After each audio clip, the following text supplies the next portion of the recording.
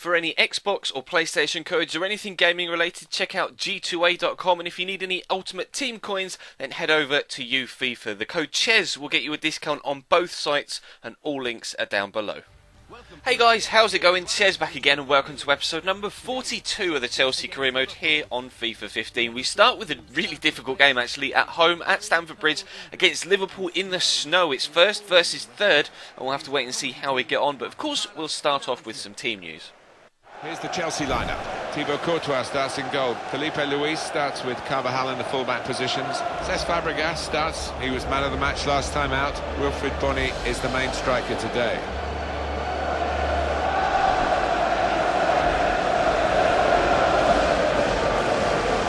This is the Liverpool side. Simon Mignolet starts in goal. Kolo Touré plays alongside Mamadou Sakho in the heart of the defence. Mario Balotelli is the sole striker today.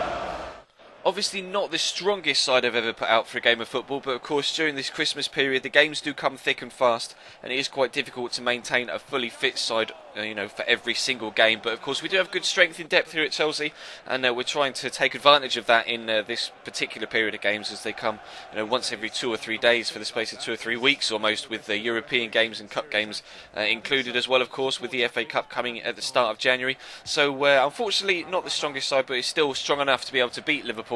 And as you saw there, Alberto Moreno picked up a yellow card for a rather nasty challenge through the back of Hulk. Going to try and create something from that free kick, and then Moreno goes in on Hulk again, and he's going to get himself sent off for 2 yellow cards in the space of 2 minutes. Really poor showing of discipline from Alberto Moreno, the young left back, and he's gotten himself sent off. Now the snow I find particularly difficult to play in on next gen, or on FIFA 15 as a whole. I don't know whether it looks the same on current gen, or old gen I guess now, on 360 and PS3, but it's almost blinding on FIFA 15. You can't really keep up with playing. It kind of hurts your eyes to concentrate on too much. We found ourselves actually going behind to 10 men in the 26th minute. Markovic found himself played through, and that really put me on the back foot, but I kind of got on my hold on the game, got used to playing in the snow with the conditions, and just my eyes adjusted to being able to keep up with what's going on the pitch. And Boney's going to come up the other end. Played in well by Ross Barkley, and Boney just had to take his time. Doesn't have the electric pace to get away from the defence. Just has to use his good dribbling to pick his way around a couple of plays before really tidy finish into the back of the net to bring us back on level terms. Literally just 5 minutes after we went behind. So it's 10 men of Liverpool against the 11 men of Chelsea for the next hour, effectively in game. And the question was, could we find ourselves a way through their back line? Now, as you can see, we're into the second half now, past the hour mark. We brought on Piazon and Ramirez, and they brought on Raheem Sterling. And actually, we're now towards the very end of the game. They just went park the bus, and I could not pick them apart. I don't know whether it was because I didn't have my strongest first team players out there up top, but Possa had the only chance of the second half for us, and actually Liverpool had more chances than us all told in the game.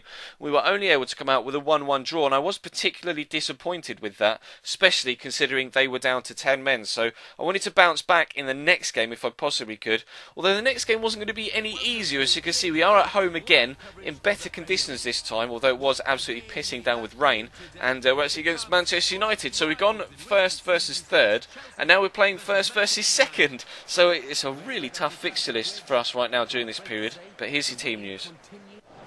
Here's the Chelsea lineup. Thibaut Courtois starts in goal. Gary Cahill starts with Sergio Ramos as the centre-backs. Eden Hazard starts with Hulk on the flanks. Diego Costa is the lone striker today.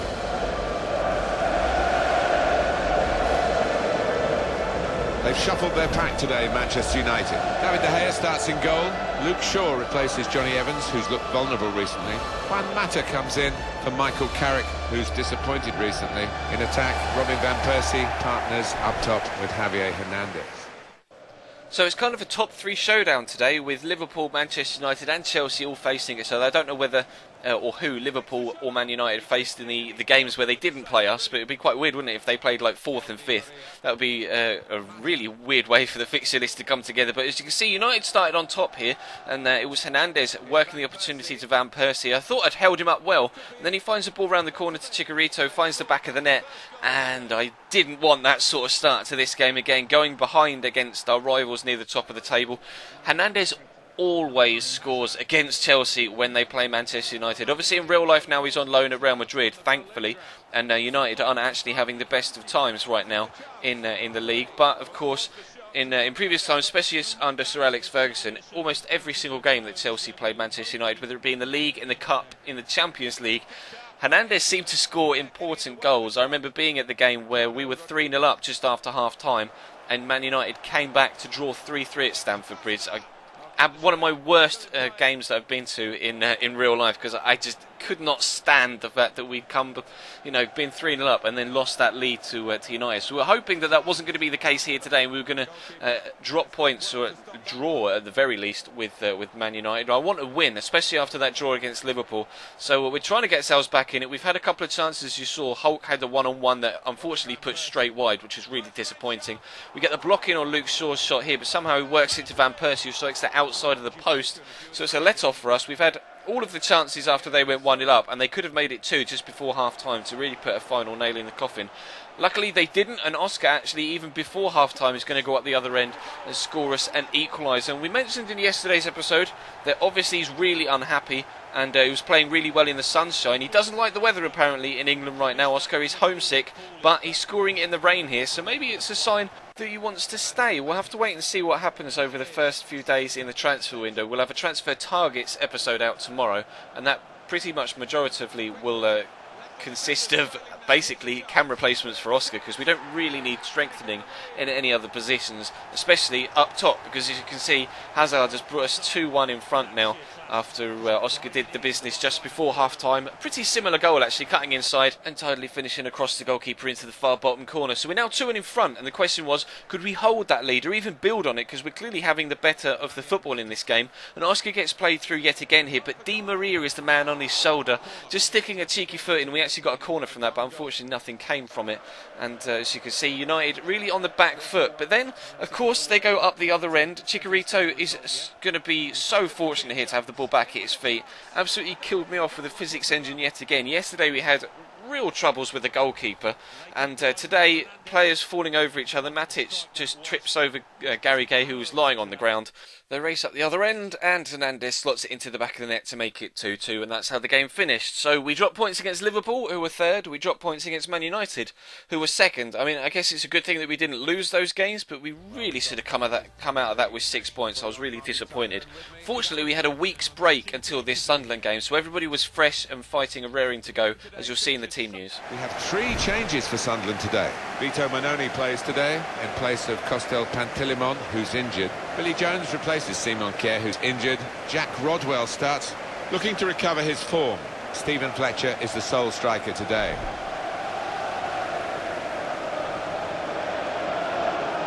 Here's the Chelsea lineup. Thibaut Courtois starts in goal. Sergio Ramos plays with Gary Cahill in central defence. Eden Hazard starts with Hulk on the flanks. In attack, Diego Costa starts. He's been in tremendous form recently. So it is the exact same side that played against Manchester United, although this time around everyone is 100% fit, thanks to the week's break we've had. And it really does make a difference, as you'll see. Diego Costa with a screamer, hands down the best goal we've scored all series long. And such a clean flush hit on the ball. You'll see from the replays, I put all 3 in there so we can really marvel at how good this strike really is. There's barely any spin on the ball whatsoever. That is a full 30-35 yards out, and there is nothing any goalkeeper in the world can do with a shot like that, let alone someone like Vito Manone rather. You see, no spin on the ball whatsoever. Such a good strike, and it dips just before it goes in off the post to give us a 1-0 lead in the 3rd minute. That is the difference that you get when everyone is 100% fit, and we were hoping that we were going to build on that now. Obviously, we went 1-0 down in both of the previous games in this episode, so we were hoping now that we've gone 1-0 up, we can build on that, have some more chances, get some more goals, and recover the points and the goal difference advantage that we lost in the previous 2 games. So hopefully we can create quite a margin between ourselves and Sunderland here. Obviously we know a little bit about Sunderland now, considering we've moved there in the My Player, but obviously we haven't been there very long right now, so it's still quite unknown territory, but we are creating chances, as you can see. Gary Cahill there heading just wide. We're into the second half now, still on the front foot. There was nothing Sunderland could do really to stop the flow of chances just bearing down on their goal. Another one one well blocked there as Oscar has another chance denied. Costa does get a good turn inside here though, breaking into the box. He gets taken out from behind. There's not much contact on him at all from Julian Lescott here. He is going to pick up a booking, the English centre-back, and you'll see from the replay, I don't know how much contact there is. I think it's more a case of Diego Costa kicking Julian than Lescott taking him down. He seems to slide in and then Costa just kind of kicks his foot as the ball is taken away from him. We do pick up the penalty. Eden Hazard is on it, and always 100% confident when Hazard is on a penalty, it's going to go into the back of the net. So that makes it 2-0 in the 56th minute, and that really put my mind at ease, thinking, you know, we'll be fine now. We'll see the game out, but not without a couple of worries. Lee Cattermole with a great volley there, but it is offside, and it's a good idea for the feature to be in there where they run off and celebrate, but they haven't really coded it very well because the referee's whistle goes immediately as soon as the ball leaves the man's foot. The crowd don't celebrate and all of the other players just kind of stand there. It's only the man that scores the goal that runs off and celebrates. So it's a good idea for that particular system to be in the game. They just need to work it a little bit better perhaps for FIFA 16 because they really haven't done it very well this year. But Diego Costa is going to score another fantastic goal. That's two absolute belters from him in this one, and that gives us a 3-0 lead in the 83rd minute, and we definitely are making up for lost ground in the previous two games. This is the difference that you get when everybody is fit. I can't stress enough how important it is for everyone to have 100% fitness. This is why I rotate the sides so much, so that when we do get the chance to have everyone, you know, fully fit, we make the best of it and we take advantage of it, because unfortunately we lose our clean sheet, but we do get all 3 points. We are going to end with a 3-1 win. Bit weird to see them celebrate that goal so much, considering it was clearly just a consolation goal and it wasn't even a special goal at that. But a 3-1 win is what we'll get. Jordi Gomez gets one back in the 90th minute, but we will remain top of the table. As you can see, we've opened the gap up to 4 points over Manchester United now, despite those 2 draws against Liverpool and themselves. So we're still undefeated after 19 games, 10 wins, 9 draws, crucially no defeats, and that is the only reason why we are where we are. Man United have won as many games as us, but we just haven't lost, and it is those extra draws, weirdly, the results that we've been quite annoyed with, they're the reason we are where we are. We sit top with quite superior goal difference, we've scored a lot of goals, we're also conceding less goals than we were last year, so all round we're improving as a side. We're going strong in the Champions League, clearly going strong in the Premier League as well, and the FA Cup starts in a few episodes time. So tomorrow we'll have some transfer targets. The main issue, or the main point of talking, will be Oscar. Obviously you guys will have your say in the comment section. I don't think we need to improve anywhere else, but of course between now and me recording the transfer targets episode, I'll fully evaluate where everyone is with the squads and we'll take it from there. But that's going to bring today's episode to a close. Thank you very much for watching. Drop the video a like if you enjoyed, as always. Subscribe if you haven't already. We're closing in on 34,000 subscribers. It'd be great if we could hit that